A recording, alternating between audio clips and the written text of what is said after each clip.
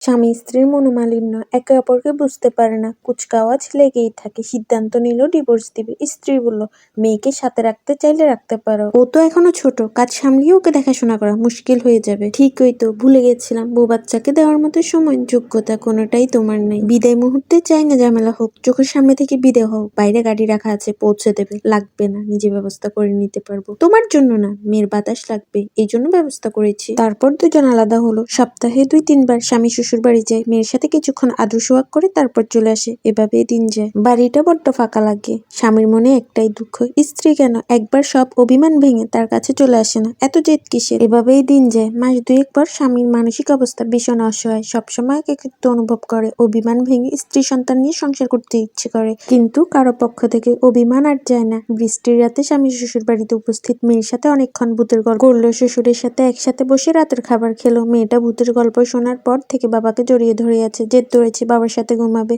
শ্বশুর বলল, বৃষ্টি হচ্ছে, আজকে রাতটা থেকে যাও। সে থেকে গেল। মেয়ে ঘুমিয়েছে।